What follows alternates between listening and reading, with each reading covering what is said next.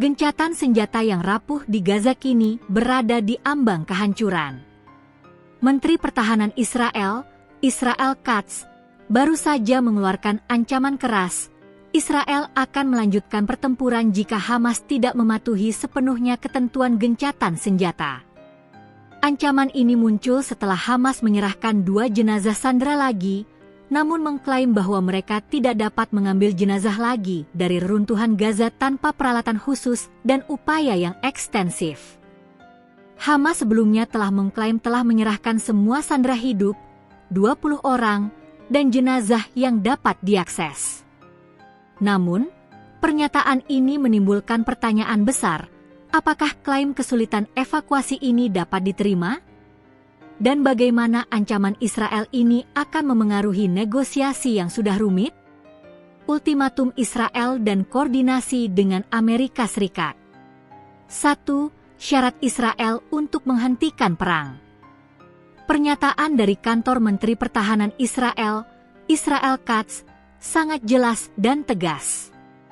Jika Hamas menolak mematuhi perjanjian tersebut, Israel, berkoordinasi dengan Amerika Serikat, akan melanjutkan pertempuran dan bertindak untuk mencapai kekalahan total Hamas, mengubah realitas di Gaza, dan mencapai semua tujuan perang.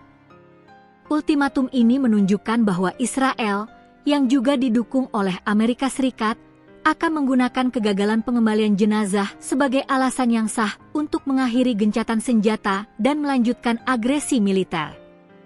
2. Tekanan domestik terhadap Netanyahu. Keterlambatan pengembalian jenazah sandera yang tersisa juga menimbulkan tekanan politik domestik yang signifikan terhadap Perdana Menteri Benyamin Netanyahu. Menteri Keamanan Nasional Israel, Itamar Ben-Gvir, bahkan secara terbuka mengancam akan menghentikan pasokan bantuan ke Gaza jika Hamas gagal mengembalikan jenazah tentara yang ditahan.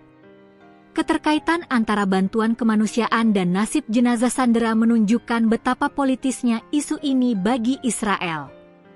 Klaim Hamas, jenazah di bawah reruntuhan.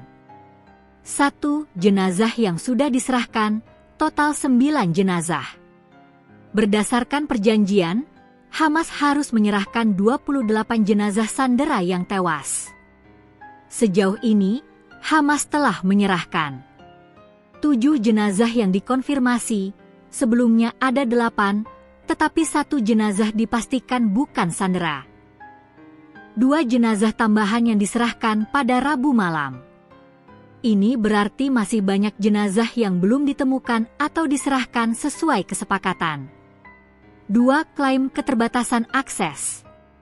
Sayap bersenjata Hamas, Brigade Essedine Al-Qassam, berargumen bahwa mereka telah memenuhi komitmennya terhadap jenazah yang dapat diakses.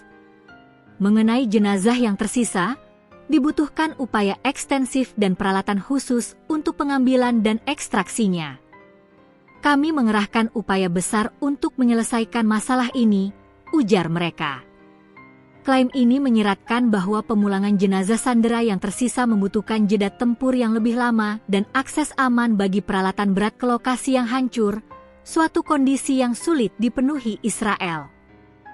Meskipun Israel Katz mengancam akan melanjutkan pertempuran, penasihat senior AS yang tidak disebutkan namanya mengatakan bahwa Washington terus mendengar dari Hamas bahwa mereka berniat untuk menghormati kesepakatan tersebut. Ini memberikan secercah harapan bahwa gencatan senjata masih dapat dipertahankan. Inti permasalahan saat ini terletak pada ambiguitas ketentuan, sejauh mana tanggung jawab Hamas untuk menemukan jenazah di bawah reruntuhan? Dan apakah Israel akan mengaitkan bantuan kemanusiaan dengan pengembalian jenazah, seperti yang diancamkan Ben-Gvir? Kegagalan untuk menyelesaikan masalah jenazah sandera ini bisa menjadi pemicu untuk mengakhiri gencatan senjata. Menurut Anda, apakah kesulitan evakuasi Hamas ini merupakan alasan yang valid, ataukah hanya taktik untuk mengulur waktu negosiasi? Sampaikan analisis dan pandangan Anda di kolom komentar di bawah. Jangan lupa like video ini, subscribe untuk analisis mendalam mengenai konflik Timur Tengah, dan nyalakan lonceng notifikasi. Sampai jumpa di video berikutnya.